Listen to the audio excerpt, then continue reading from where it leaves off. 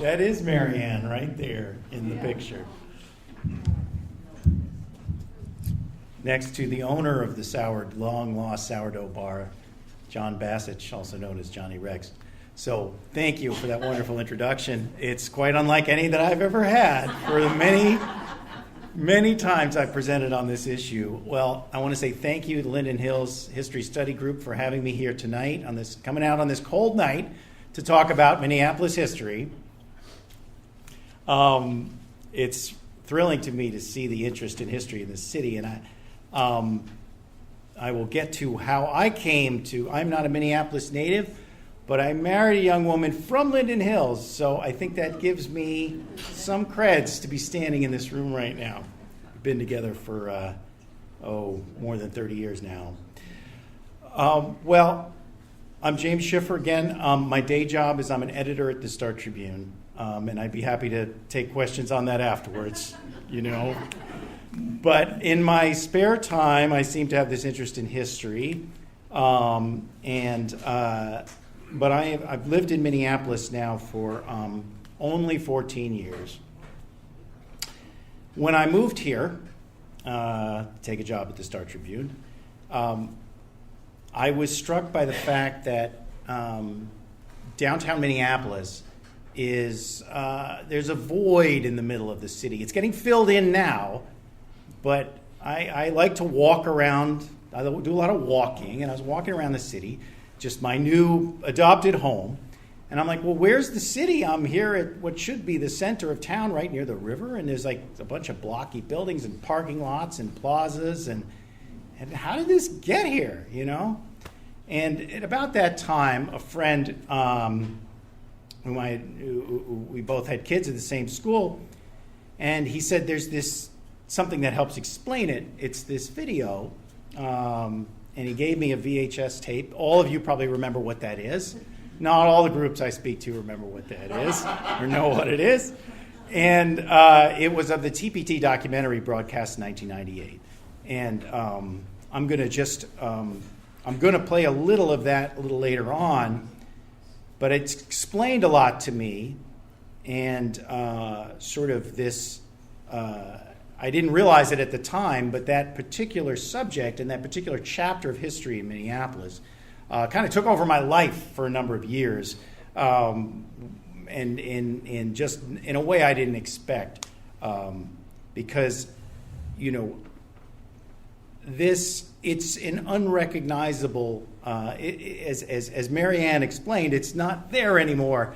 I've led walking tours of that area, and I've said, you've got to use your imagination, because you're not going to find any of it here in the sort of physical remnants of the old Skid Row. But its sort of spirit and history are living with us all the time, and you see echoes of it throughout the city's history. So at one time, Minneapolis had the largest Skid Row in the upper Midwest, and it was the area we're talking about. It was centered on Nicollet, Hennepin, and Washington Avenue. And Washington Avenue was synonymous with Skid Row back in from really the first half of the 20th century in Minneapolis. As a matter of fact, when I would speak to my wife's relatives, they would say, one of them in particular would say, yeah, my parents would take me down there and would say, if you don't stay in school, this is where you'll end up. And it served as sort of a cautionary tale. So, back to my story, I watched this video, and I was really intrigued with the story of the guy who made the video, John Bacich, who's up there on the left with the glasses. And because he owned there's his bar, the Sourdough Bar, that was at 34 South Washington Avenue, right next to another bar, which is a characteristic of the Skid Row. So that was his bar. He owned a flop house called the Victor Hotel, occupied the two floors, upper floors of that building, which was on 2nd Avenue South, between Nicollet and Marquette. And there are a couple guys who lived in his flop house. These names are lost to history. And then he owned a liquor store. All of this was on the same block. This was at the corner of 2nd and Nicollet. All Rex Liquors, named after him, of course. Rex, Johnny Rex, the king of Skid Row. And he got that moniker because no one could pronounce his last name of Bacich. And so his attorney, Scoop Lohman, said, you're the king of Skid Row, so we'll just call you Johnny Rex from now on. So after I saw this video maybe about 12 years ago or so, 12 or 13 years ago, I became interested in this subject and decided I wanted to write an article about it for the Star Tribune. So I had noticed that there were a number of pictures. I'll go back to that one that I showed you. Some of John's pictures, and he took these pictures himself, had been reproduced in other publications. And I thought, well, I could do a story. I'll get that. About these images, if I could only find them, but I had no idea where they were. And at this point, I was no one had spoken from our newspaper. John Bassett hated the Star Tribune for reasons I'll go into later, but no one had spoken to him for a number of years. I hadn't seen him quoted anywhere. I was convinced, I don't even know where he is. I found a phone number for his wife in Florida, and, I called her up and left a message. And I said, do you have any idea what happened to his photos? And I didn't ask for him because I thought he wasn't around anymore. So she called me back, and she said, well, why don't you ask him? So she puts him on the phone, and he's 90, but he's clear as day. And he's like, well, who are you and what do you want? And he said, well, I live in Florida in the wintertime, but I come back to Minneapolis every spring. And so you meet me at the Starbucks at 54th and Lindale, and we'll see what we can do. So the appointed day comes, and I walk into the Starbucks, and he's there with like 12 people. They're all sitting at this long table, and he's at the end. And he introduces me. I have to shake each one of their hands, and they're all kinds of different people. It's like he would just collect people wherever he went. He was just an amazing person that way. And then once he was satisfied that I was, legit, as much as I could be as being a journalist, so we went over to another table, and he started telling me his story. And I spent the next 2.5 years interviewing him on and off. I have just always been drawn to older, sort of like doing oral histories and with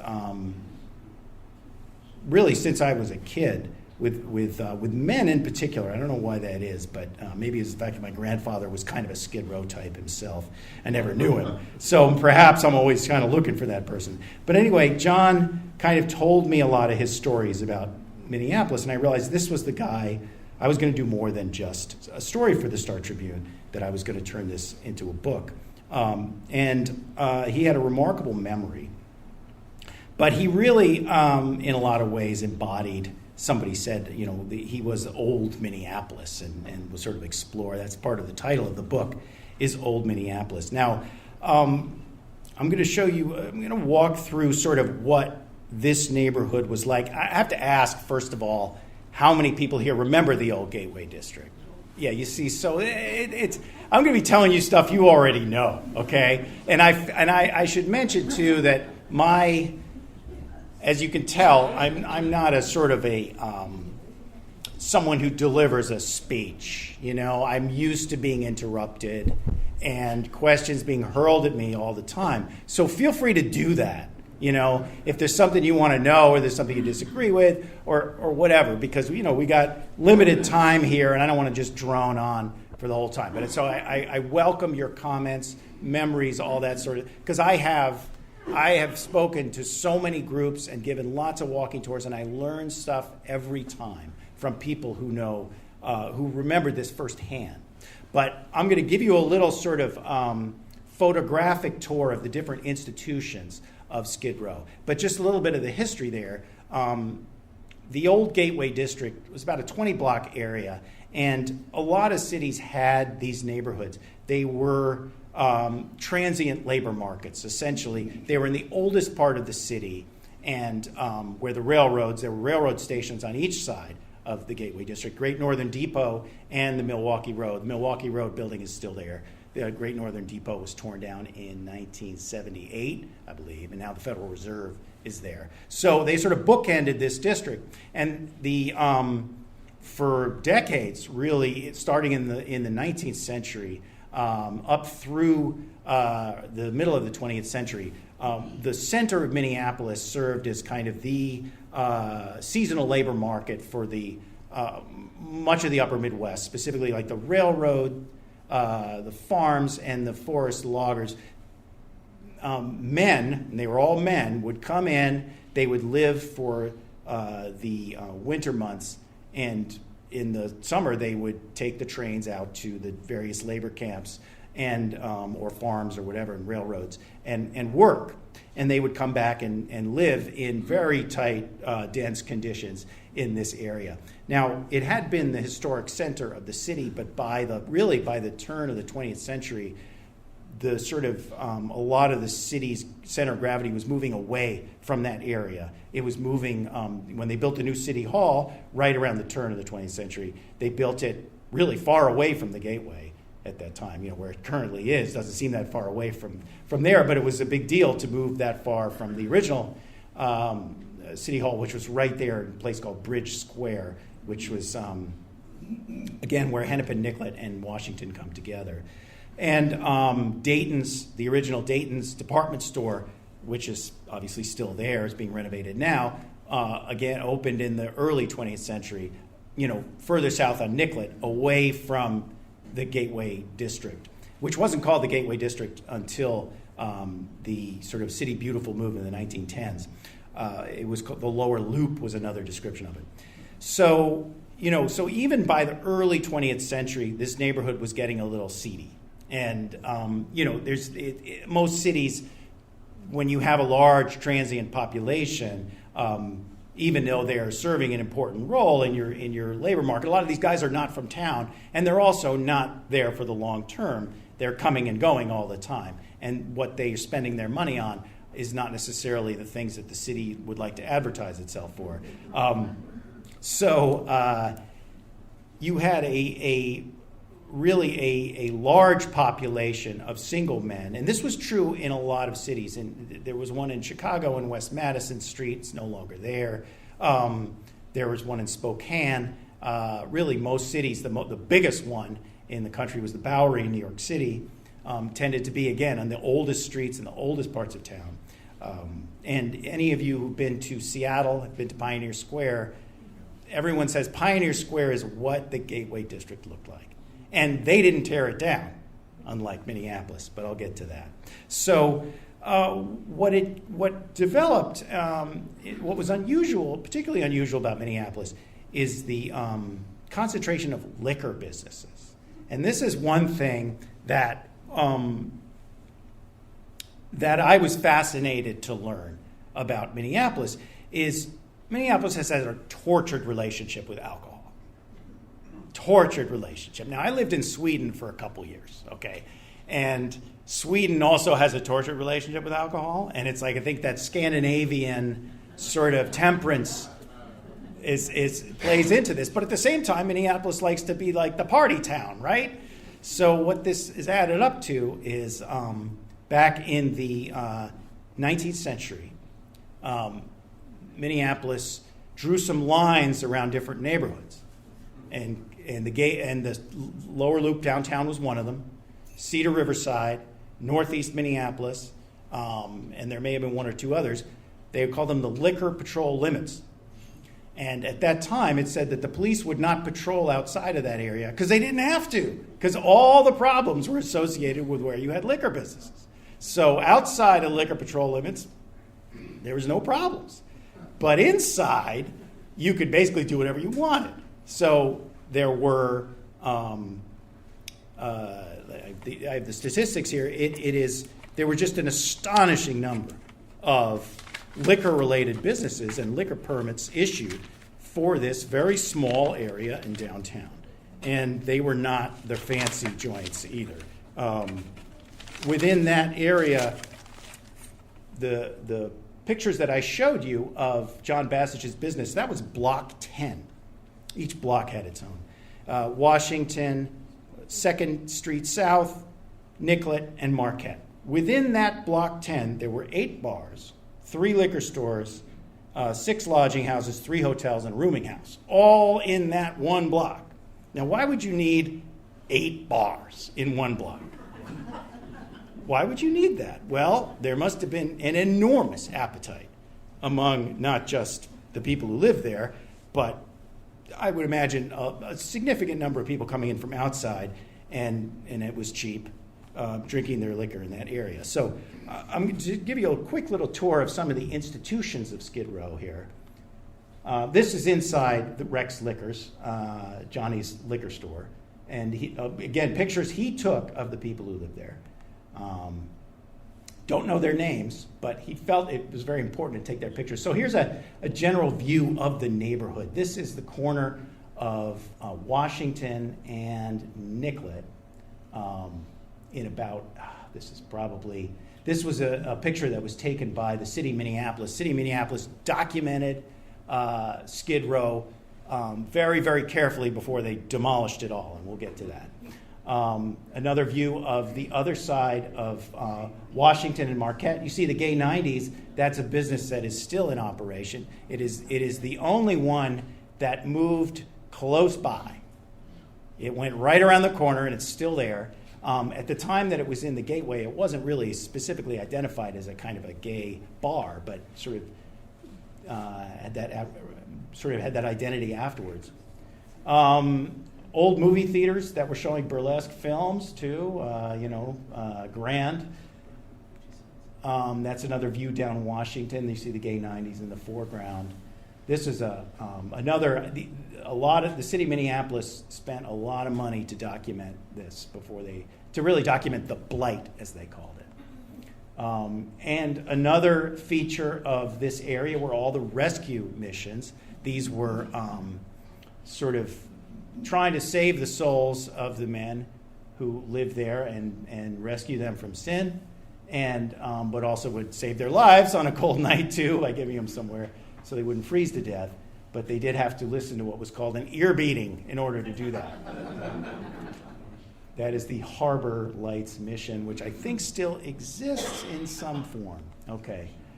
This is a Star Tribune photo to give you a sense. This is outside the Stockholm Bar on Washington, some of the characters who would hang around there. The Star Tribune sort of made a crusade against the Gateway District. The Coles family saw themselves as civic kind of leaders, and this was the thing that was holding Minneapolis back. So among other things that they did, they commissioned their reporters over the years to do series of stories about what a hellhole the Gateway District was and how much the city and Washington ultimately needed to do something about it. And this was with some story that talked about all the sort of questionable characters who hang around there. Another view of, this is maybe 4th or 5th Street, I believe. I love the cars from back then, too. Another view looking towards you see a little bit of the Persian Palms there, and I'll be talking about the Persian Palms, too. How many people here have been to the Persian Palms? I knew it. Okay, and that's a sort of a nighttime view. Again, right next to each other. Yeah. A lot of pawn shops. Definitely a lot of people would buy their clothes there and pawn their clothes there, too. And this is Pioneer Square. It's hard to see this. It's a picture of these 5 characters kind of sacked out on this statue. That's the old post office that is still there. Not the old post office, the current post office. Pioneer Square was one of the many efforts to sort of clean up this neighborhood. There was a row of really notorious brothels in front of the post office that they tore down, and they built the post office at the same time that they built Pioneer Square and commissioned this sculpture. It's where the Churchill is now, if you know where that area is, the Churchill high-rise. They moved the Pioneers Monument to I think it is the B.F. Nelson. It's on Northeast, right near Boom Island. B.F. Nelson Park. B.F. Nelson Park. Thank you. But the Gateway District, and I'll go through it, had just a number of these different efforts that they were going to take some sort of actions as a city to really lift up the neighborhood through sort of various urban renewal efforts. Yes, it's another. Silver Dollar Bar was on Nicollet and between 2nd and Washington. No, wait a minute. It was between Washington and 3rd Street, I believe. Again, you can see the post office down there. That's looking south on 2nd Avenue south towards the post office. You see the Janney Semple Hill warehouse there too, which is gone. This is your classic sort of slop joint, as they called it. They're these little diners, and it says coffee alone for 10 cents, which I love that sign. Again, this is, you see there's a little writing in the lower right-hand side, probably can't read it. It says R.G. Palin, and the date, 1960. And Dick Palin was a photographer in Edina who was hired by the city. He was one of the ones who took all these pictures. And rarely would they have people in them. That was the amazing thing. When they had a person in them, and these pictures had all been sort of moldering away in the city Community Planning Economic Development Department, and I found them in there asking for their files, and they had wonderful pictures. And we did an exhibit of those at the Mill City Museum, actually, when I did my book launch in 2016. Yes, exactly. They're at the Hennepin County Library now. That's right. I love this picture that Dick Palin took, too. This is the lobby of the Acme Hotel. And we're getting into the Flophouse area, and we'll show you some of the pictures of the type of housing that they had. The Acme was, I believe, I don't remember the exact address of that one, but the gentleman who's standing, who's got the cigar, was the proprietor. And I just recognize him from other pictures. His name is Mose Barnett. Mose Barnett was once the most feared gangster in Minneapolis. Was involved in a shakedown of a dry cleaner, which led to some anti-corruption efforts because he was on the take. The police chief was on the take of the gangster here, and but he sort of went straight and opened a flop house, you know. And you know, it's the lobbies were typically on the second floor because they were built in former commercial buildings in which they would have shop storefronts on the ground floor, and then you'd have a walk up and you'd find the lobby up there, and then there would be most of the building would be subdivided, and it'll make more sense when I show you the picture. There's the lobby of the Pioneer Hotel, which was at 2nd and Nicollet. That's another one that I can't remember which one. Okay, so you get a sense of the size of the rooms there. You can see the chicken wire on the top with a bare bulb hanging through. People did have a little room to put things on the wall, but the dividers, they were essentially lofts, but they would build dividers almost like office dividers in there. So the sides didn't go all the way up to the ceiling, but they did have privacy. They did have a door, but there was chicken wire on top. It gave you some good ventilation, and again, keeps people from stealing your stuff. Some other views of it. There again, Dick Palin actually took a picture of a person. Oh, you can't see his face. He's got his shoes tucked under there. He's got a window, so that's a pretty fancy one. He's got one on the end. You don't always have a window. Yes, the Dolly Hotel. I don't remember where that was, but I like the sign. Please no loafing in front of door. Always the sign of a nice place, right? So that's also the Pioneer Hotel. Not a lot of privacy in the bathroom. Shared toilets. Again, the health department in the city of Minneapolis spent a lot of time going into these places to ensure they met some basic safety standards and health standards. That's also the Pioneer Hotel, a color picture. You can see the color scheme there.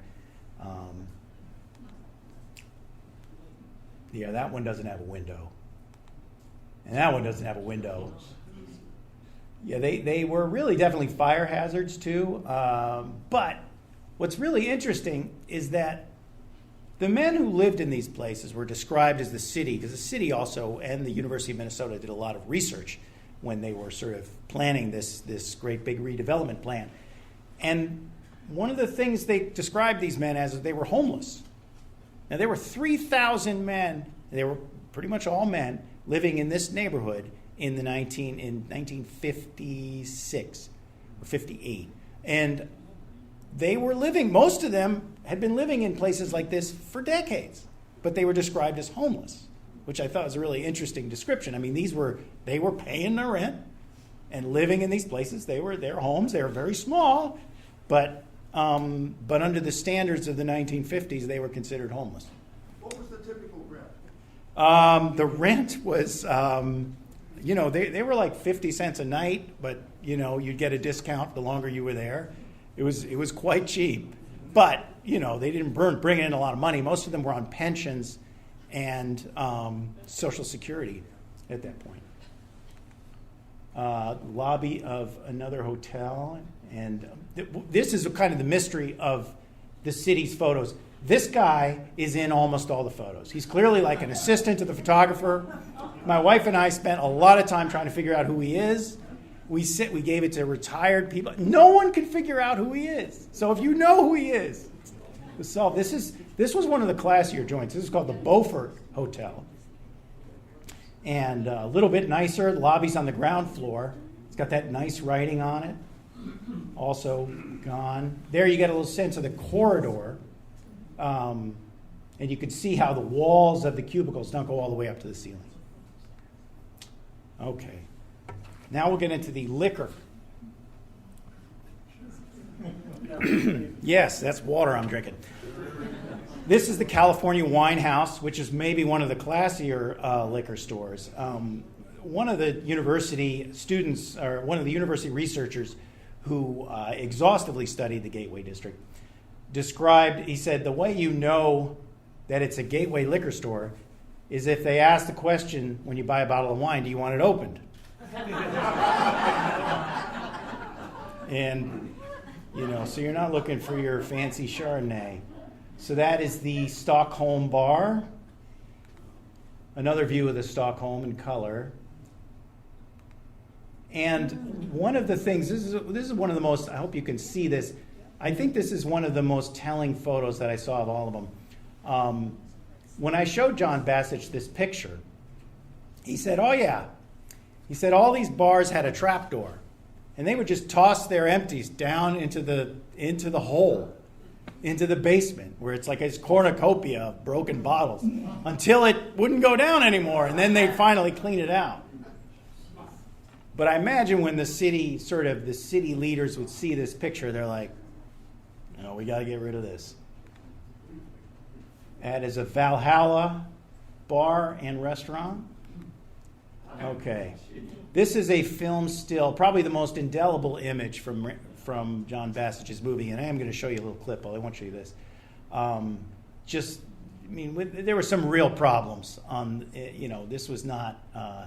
I do feel like this was a community, and it was described as a deviant community. But I think if there was anything I was trying to do with this book is to kind of restore some humanity to these people. But there's no question that there were some serious substance abuse problems there. John Bassett paid this man $5 to down an entire fifth of wine there. And, and what I tell people about John was a complex person. He was an ethically complicated person. And I didn't try to pass judgment on him, just say what he did. He took this picture too, a very disturbing image of, people, probably American Indians, drunk in an alley. And the caption on the back of it was bombed. And, he was not, his movie is very, I'm going to show you just the first few minutes of it, but it does not sort of gloss over the violence and degradation of this neighborhood, of this time. So it was definitely a community, but it was a community with definite pathologies that people were really honestly trying to deal with. But I think what I found the most powerful about talking to John about this, because he sold his businesses and left the Gateway when it was, he was only there for a few years. He knew that its days were numbered, and that's why he was documenting it the way he did, is he took pictures of everybody and who lived in his flop house, who worked in his bar. And you can see he took the pictures and then he pinned them to the top of his, this is the office in his liquor store. And he had sort of a family album of these guys. And it was sort of a central question in my book. It's like, why did he do this? Why did he take these pictures? And there are many answers. I mean, he said that he would keep them for the police if they were looking for somebody, or they found somebody in the river or something, or people would call him from all over and say, have you seen my uncle? Have you seen? And I could tell you, it's amazing. This continued for decades afterwards. People would contact him. And in fact, this week, I got an email from somebody saying, did John ever talk about my great uncle Tom? And because Tom is in the movie, I mean, it's like, I didn't know it was Tom, he's just, this guy's great uncle Tom, and here he lived here and he lived here. And it's been striking to me how many people had a connection to this neighborhood who were not Skid Row people, and because it really, everyone's family has someone who's been in this situation. And so I'm just going to go through, you see the photos up to his right here. We don't know who these people are. And I just found that very powerful that we do know he's Jim Headley. He was someone who was very close to John. And he had just survived a car wreck. That's why he looks a little beat up.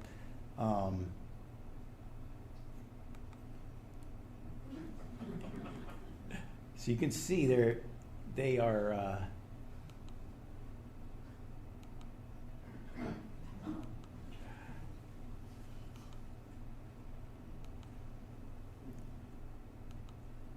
got a black eye.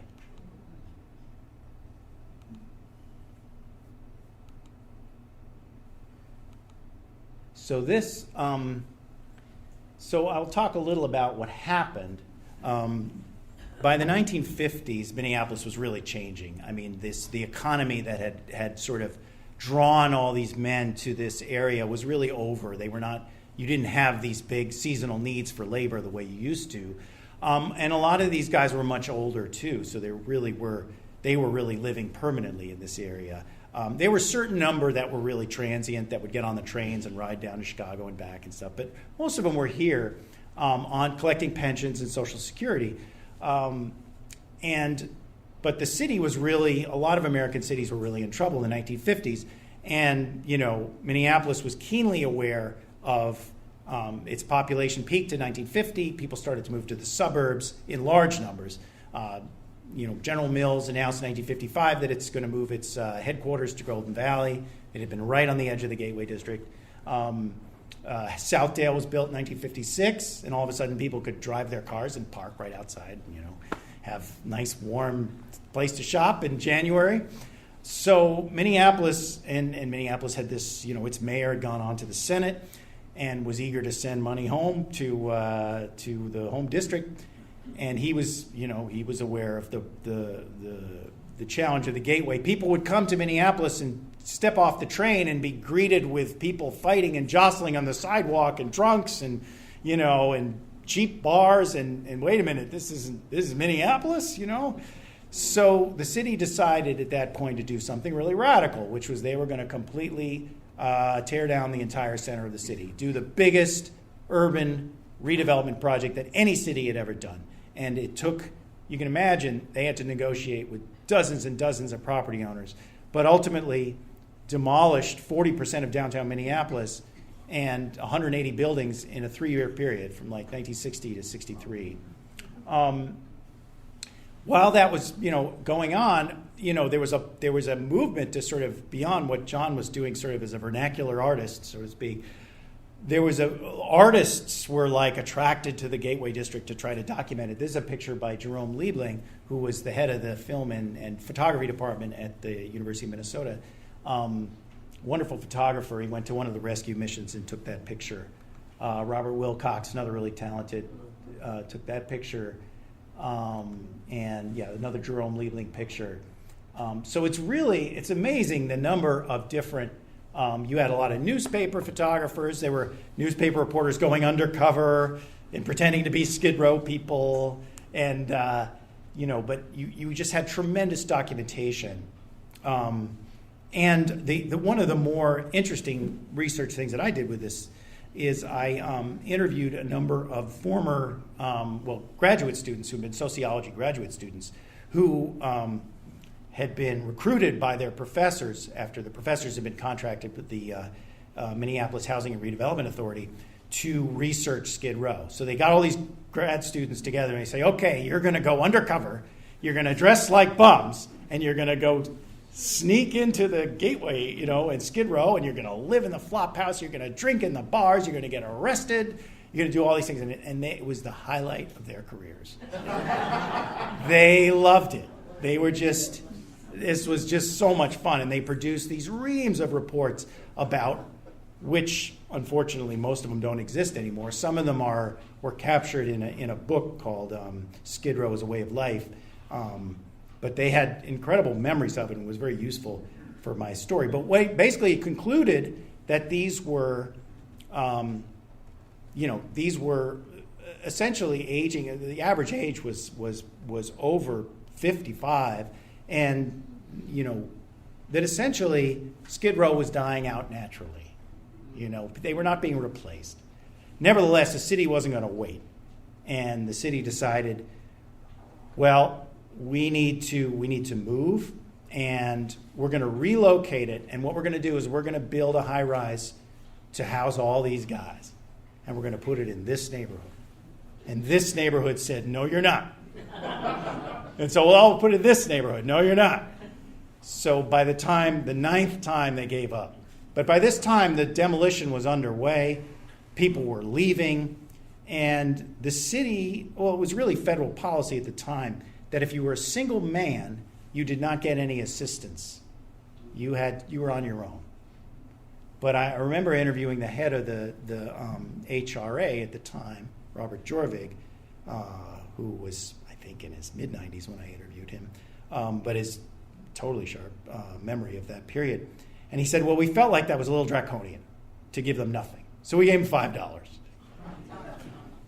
But he didn't think that was adequate, but that was like kind of what he could get away with. But the $5 was a reward. If you came back to the city and said, hey, I found new housing over here, they give you a little reward for showing up.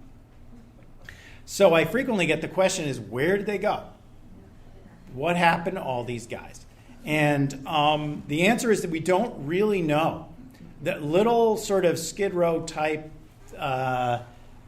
showed up. They went to different places. They did do a sort of a modest study of the relocation and found that a number of these guys went to Nicollet Avenue just south of downtown, like between Grant Street and Franklin.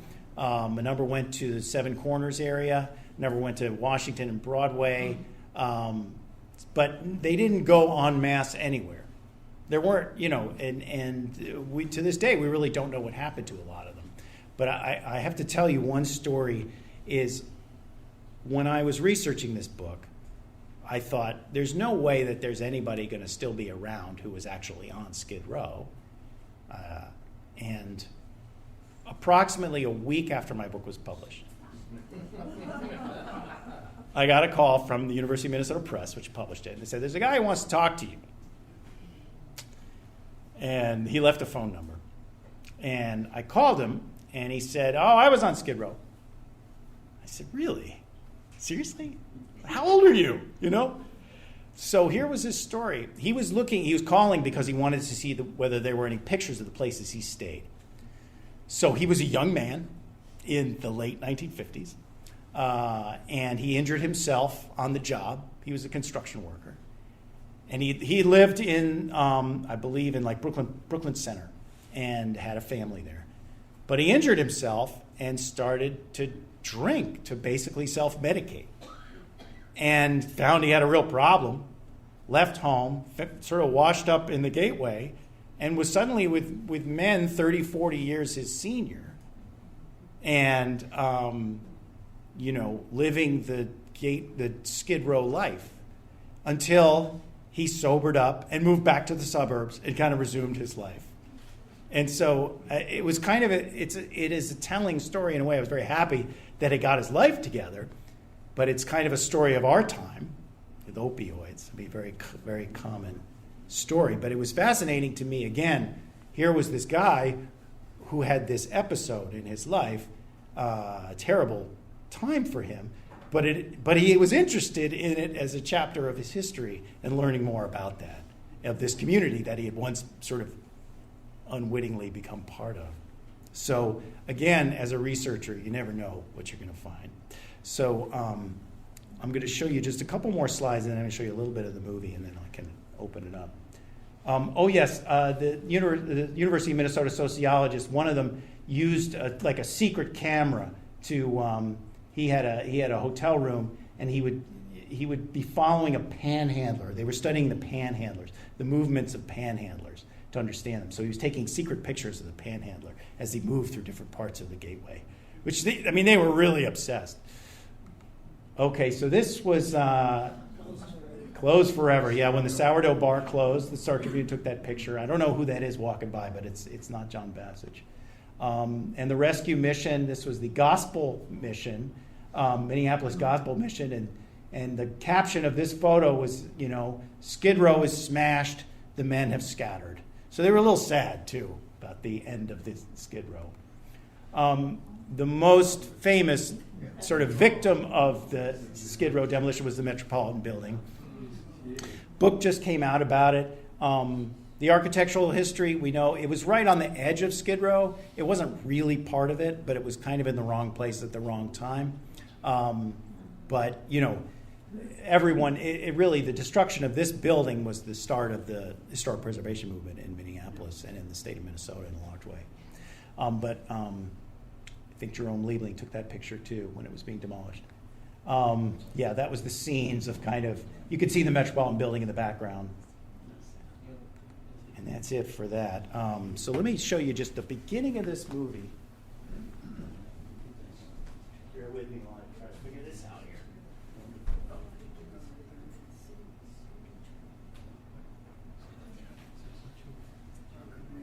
My name is John Bassett, and I took this film on Skid Row down on Washington Avenue in Minneapolis so that people could see what it was all about in the late 50s.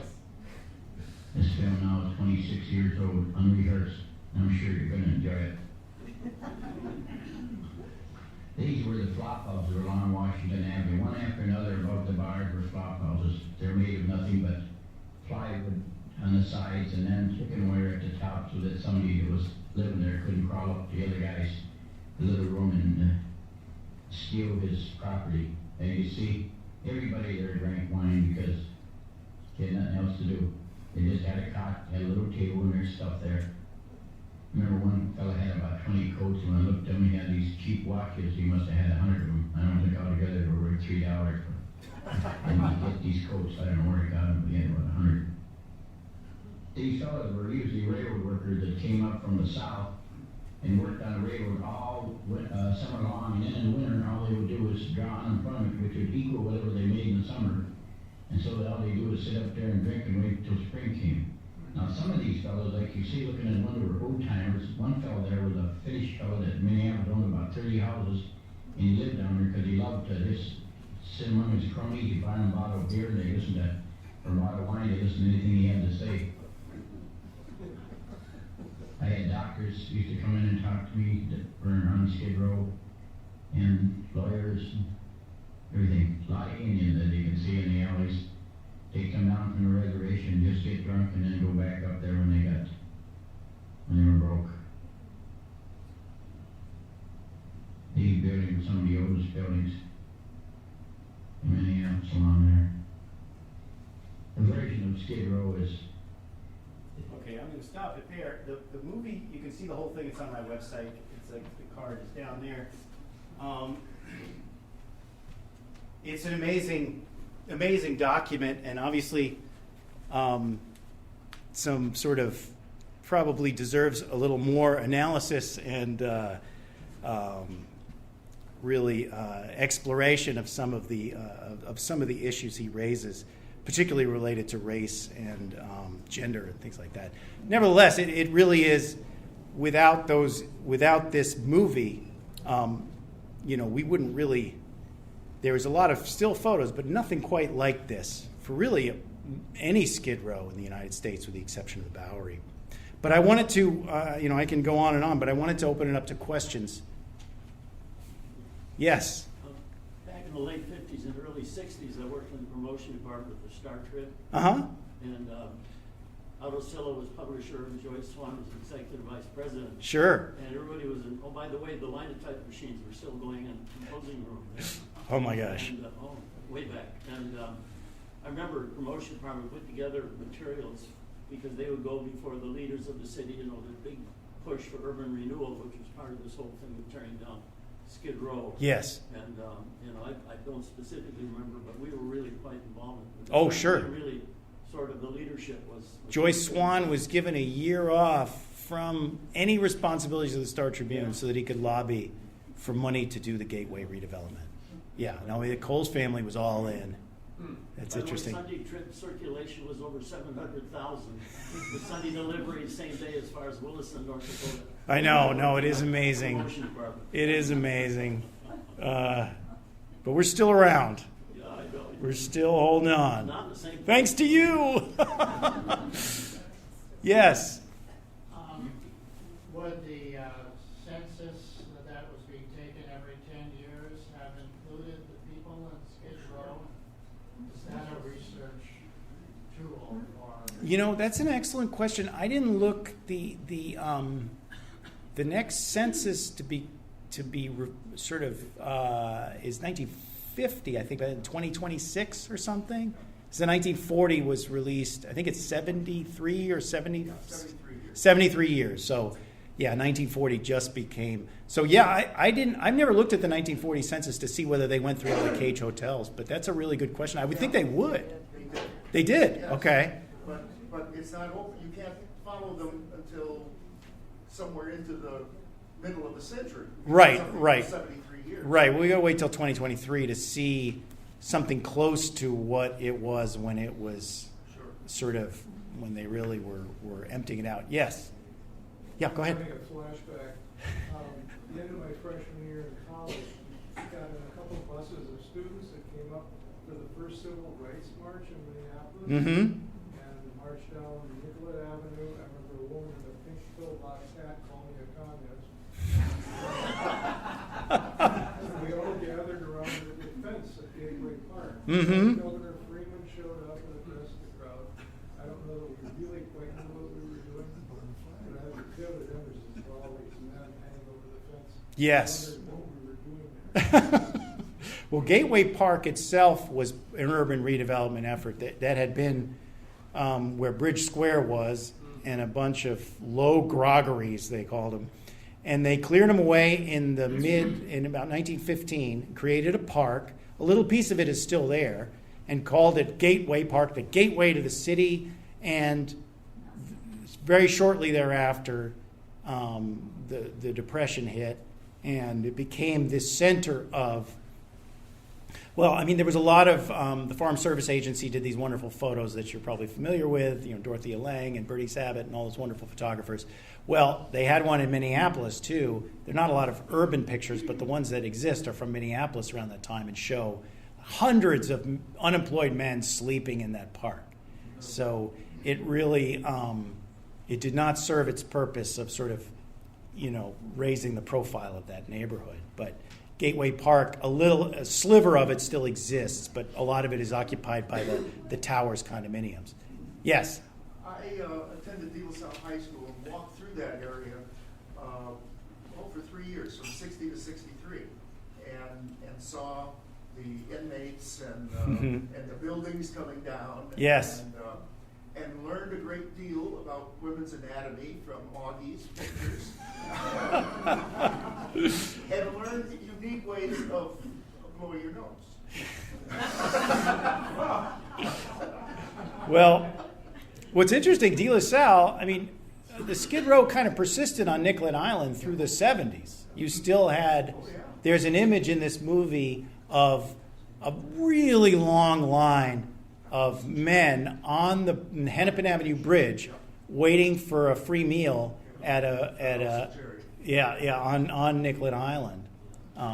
Yes. It was run by a Deal Cell grad. There you go. All right. Yes. I'm wondering if I've got this right. I seem to remember that a couple of blocks away from Washington Avenue, one of the other streets was a burlesque house, actually, called the Gaiety. It was not a bar. Okay. It was a theater. Okay. I'm wondering, am I right about that? That name doesn't ring a bell with me. I mean, you may be right. I mean, the Persian Palms, which I mentioned before, had like, burlesque shows, sort of famous ones. I actually saw a burlesque show there. Oh, okay. 2 floor shows daily. That's what they said. I was taken there by a relative who should have known better. Well, it was one of the institutions in the Gateway that people from all over the Twin Cities would go to. So there weren't a lot like that, but that was one of them. And I got a letter a few years ago from someone who was asking questions about and remembering the Persian Palms and having seen a performance there of an underwater stripper. And this is someone who, Divina, she would travel with a large tank. And I looked it up, it's true. I mean, and in one of the photos I saw, it actually was on the marquee, like Divina's here tonight with her underwater striptease. It's pretty amazing. Yeah, in the back. Yeah, sometimes I worry that we romanticize being poor and addicted when we talk about that whole area of the city. And it seems to me that maybe we should focus a little, sometimes more on what we can learn from that in treating present problems. Yes. Given your knowledge of what happened there, what should have happened there? Well, I mean, that's an excellent question, and I really did feel like it's important to recognize that, like John Bassett himself. I mean, he sold cheap liquor to alcoholics. I mean, and people who often, or not often, but sometimes drank themselves to death. So, I mean, is he a dealer, or does he give them a place to sleep that's safe? I mean, I make a comparison in the conclusion of my book to today's wet houses, which is sort of an acknowledgement for, a place where practicing alcoholics can live safely. They're controversial, but it's the idea that, well, some people they don't want to kick the habit. But does that mean they don't deserve a safe place to live? Or, can you have a safe place to live when it's someone like that? I think it was, it's interesting to look at what other cities that also had these places. It's hard to know whether the New York's approach, for example, or Seattle's approach was any different, other than they didn't undertake to demolish the places where these people lived in the same way. So these cage hotels, which were described by the Star Tribune as just this inhumane, horrid place to live, as of 5 years ago, there was one in New York City and one in Chicago, and I saw both of them. And there were people living there, And so is it that they hung around for a long time? The short answer is I don't know what should have been done, other than if such a thing were to happen today, they wouldn't sort of assume that all these men could just take care of themselves. There would be more of an effort, and even within 10 years, there was much more of a sophisticated approach to dealing with people, because so much of their problems were often, even if they did want to sort of escape alcoholism in the street life, they were in this cycle of being incarcerated, picked up for public drunkenness, and arrested and fined, and then they'd be out on the street and they couldn't pay the fines, and they put them back in jail. And I just feel like there's much more of an understanding of that cycle now, and that we could maybe break it with some of these people. But I mean, some of it is just Minneapolis couldn't believe that they could ever sort of overcome this blight and this sort of like rescue their city from this terrible image that people were getting of it. So I don't know. I think it's an excellent question. Yes. Is it safe to say that if we were to rebuild those flop houses today and let the Minneapolis homeless population live in them, they'd be better off than they are now? Well, there is talk on the city council now of bringing back single room occupancy, re-legalizing that. It's something on the agenda of the Housing Policy Committee is to look at SROs again, which were just synonymous with sort of like, oh, this is what we don't want. So I think that, it's like it's sort of coming full circle again. I mean, I think, these Cage Hotel, it's like, I wouldn't want to live in it, but it's better than being on the street. And so I would say, anything is we went through, this experience of this homeless encampment and sort of how do we deal with, now it's in our face when you have a huge group of people who are camping out and, essentially the city built a tent city for that population. And it was not, the only thing that was really different was it was sort of maintained and it was cleaned and there was some standards of order, but they didn't stop people from shooting up on drugs and all of that. And so you had the terrible, overdoses and things. But it was better. And, it was not perfect. It didn't solve all the problems, but it was, I think it would be better than the conditions that people are living in on the street. Absolutely. Yeah. Yes. Are there any traces of the women who are obviously involved with these men?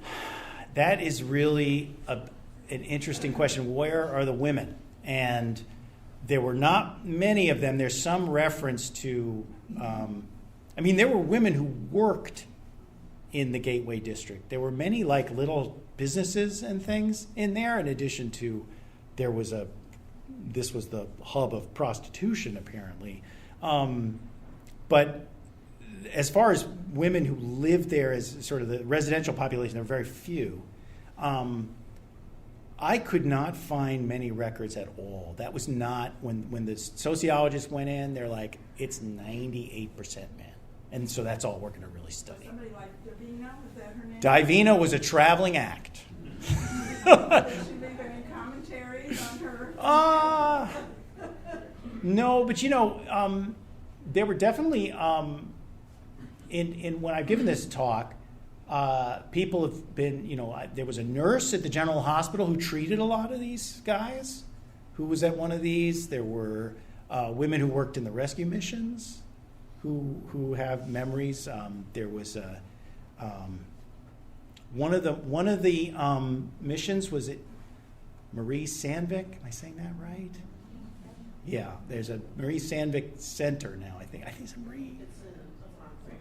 Right. Well, she ran one of these missions, and she left behind quite a lot. I think there's been a whole book written about her, as a matter of fact. Yeah, but there's less there's less about the women than probably should be. There was in the back. Could you say a little bit more about prostitution?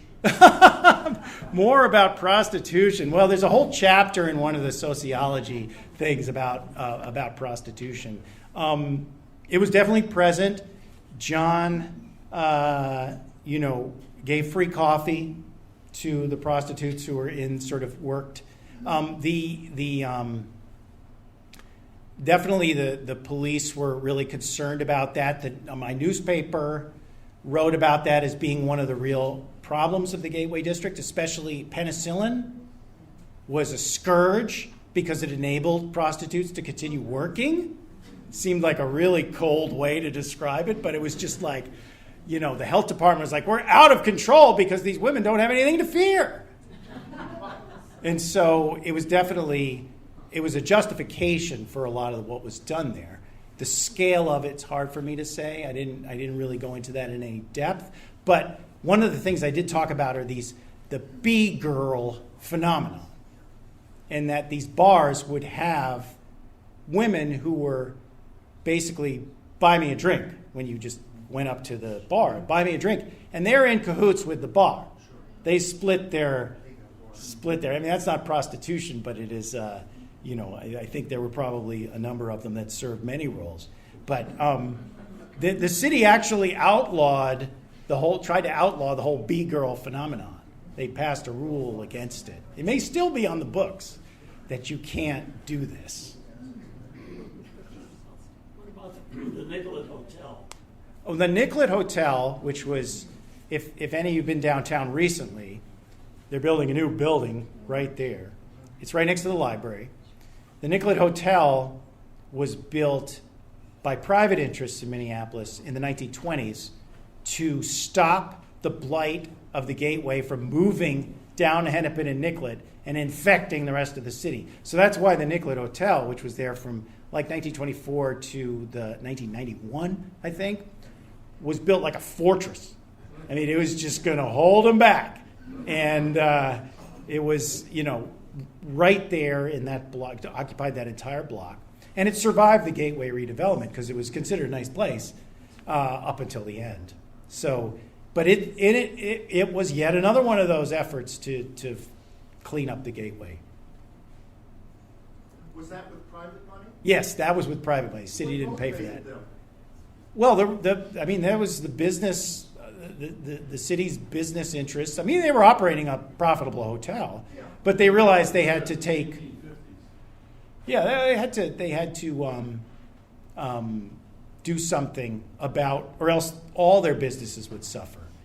I mean, it's the same way in the Star Tribune, private business was really concerned about the future of the city and were willing to spend money. I mean, Sid Hartman to this day talks about what a great thing it is.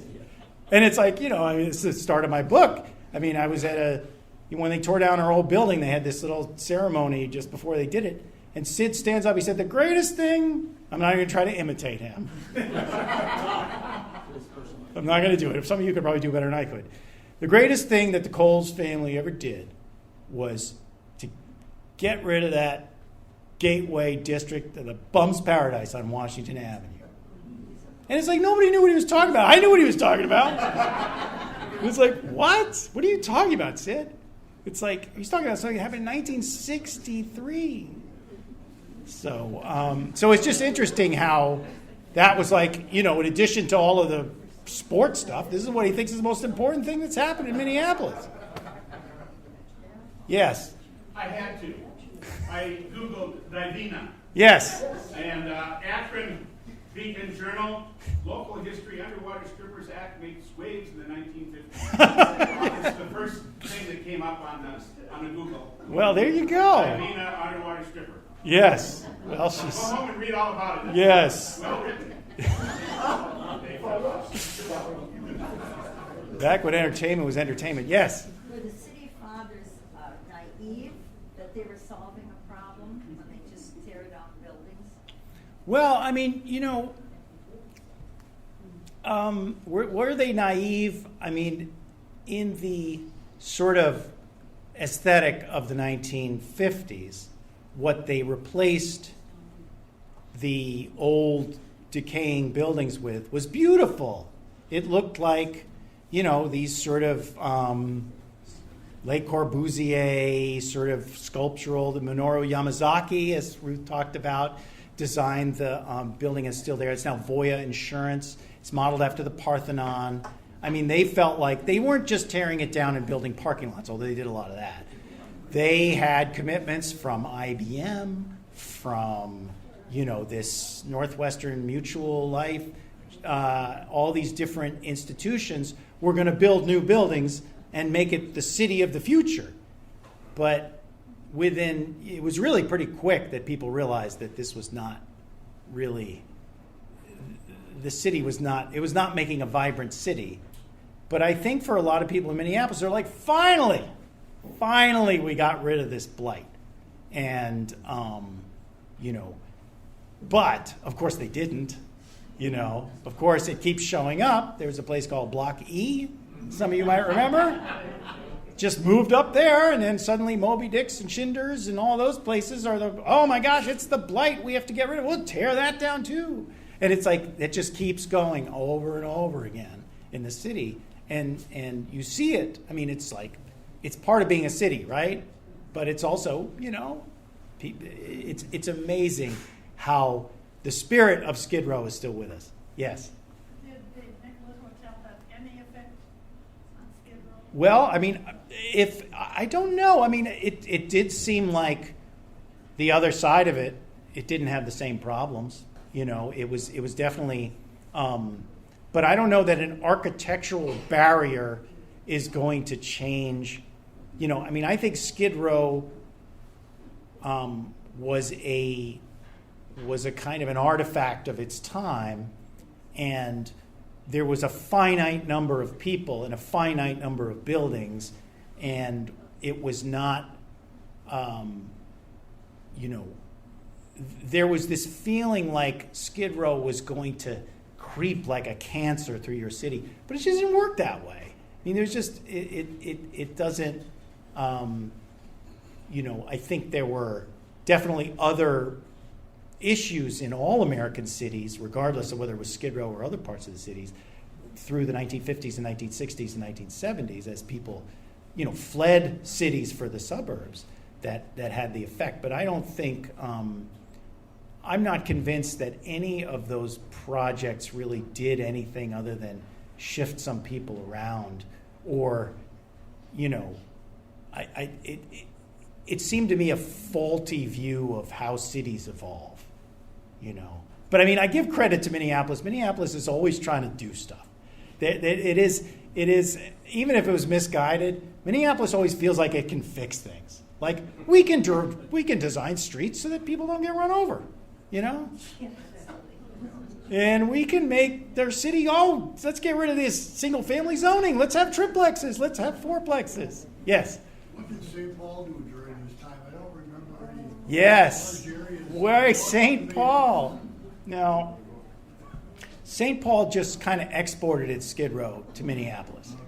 St. Paul never really had one. Because if you needed one, you went to Minneapolis. And that's just kind of always been true. Yes? Did they have Swedes Hollow? True. But, well, you know what? I am... Yeah, I mean, tell me more about Swede Hollow. I don't really... I mean, I know where it was, but I couldn't really tell you anything about it. Yeah, it was basically people made huts and makeshift buildings that lived down in the hollow. Right. But they were families, immigrants. Yes. More immigrant families, kind of a... But I mean, I don't know. I should really... I don't want to... More analogous to Bohemian Flats.